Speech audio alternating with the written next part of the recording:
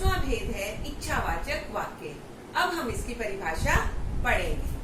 यदि वाक्य में इच्छा, आशा या शुभ कामना आदि अभिव्यक्त हो तो उसे इच्छावाचक वाक्य कहते हैं। जैसे जा, तुझे नरक में भी जगह ना मिले। छठा भेद है संकेत वाचक या शर्त बोधक वाक्य। यदि वाक्य में एक क्रिया का होना दूसरे पर निर्भर करे तो संकेत वाचक या शर्त बोधक वाक्य कहते हैं। जैसे यदि चुनाव निष्पक्ष हुआ तो नरेश बाबू ही जीतेंगे। इन वाक्यों में एक काम का होना दूसरे पर निर्भर करता है। छठा भेद है आज्ञावाचक वाक्य। इसकी परिभाषा है जिस वाक्य में किसी को आज्ञा या आदेश दिया गया हो अथवा निवेदन या प्रार्थना की गई हो वह आज्ञावाचक वाक्य कहलाता है। इन वाक्यों में आदेश, आज्ञा या निर्देश का बोध होता है। आज्ञावाचक वाक्य, तुम यह पाठ पढ़ो। यहाँ कार्य करने के लिए आज्ञा दी जा रही है, इसलिए यह आज्ञावाचक वाक्य होगा। आप बैठ जाओ, बैठने के लिए कहा जा रहा है, आप बैठ जाओ।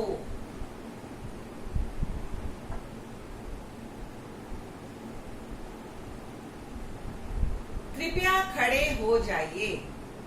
जहाँ पर प्रार्थना की जाती है वो भी आज्ञावाचक वाक्य के अंतर्गत ही आते हैं। यहाँ प्रार्थना की जा रही है तो ये वाक्य भी आज्ञावाचक वाक्य के अंतर्गत ही आएगा। आज्ञा दे या प्रार्थना करे, इस प्रकार के सभी वाक्य आज्ञावाचक वाक्य होते हैं। कृपया शांत रहें। कृपया, यहाँ पर भी प्रार्थना की जा रही है शांत रहने की, तो ये जो वाक्य है ये भी आज्ञावाचक वाक्य का उदाहरण है। आठवां भेद है विधानवाचक वाक्य।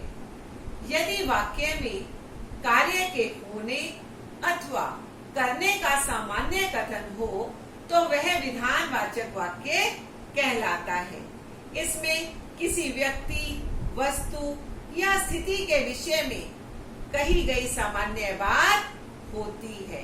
तो ये इस तरह के जो वाक्य होंगे वो विधानवाचक वाक्य के अंतर्गत आते हैं। जैसे चीनी मीठी होती है, रोहन पुस्तक पढ़ता है, सूर्य पूरब से उगता है। इन सारे वाक्यों में सामान्य सी बातें कही जा रही हैं। विधानवाचक वाक्यों को सरल या साधारण वाक्य भी कहते हैं। एक ही कर्ता और एक ही क्रिया का समावेश इन वाक्यों में होता है।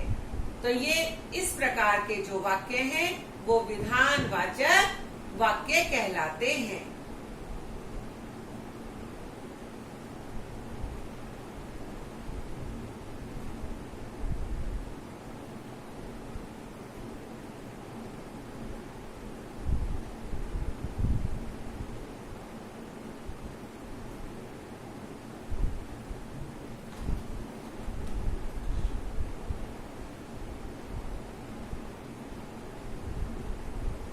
की दृष्टि से वाक्य परिवर्तन। अब एक तरह के वाक्य को दूसरे तरह के वाक्य में कैसे बदला जाता है उसके कुछ उदाहरण देखते हैं कि वाक्य परिवर्तन किस प्रकार किया जा सकता है। उससे हमें इसके भेदों की भी पुनरावृत्ति हो जाएगी।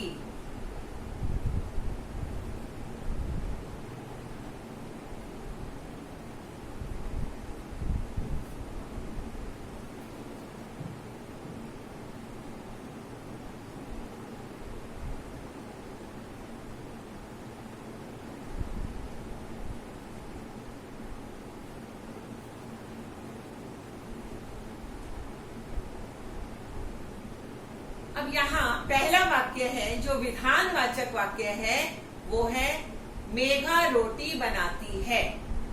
अब उसी एक प्रकार के वाक्य को आज्ञावाचक, निषेधवाचक और विस्मय आदि बोधक वाक्यों में बदला गया है। मेघा रोटी बनाओ, यहाँ आज्ञा दी जा रही है।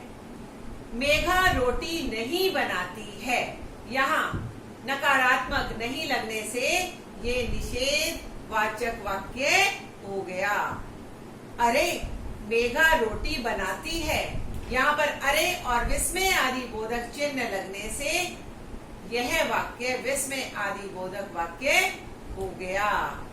तो इस प्रकार हमने सीखा किस प्रकार हम वाक्यों को दूसरे वाक्य भेद में बदल सकते हैं।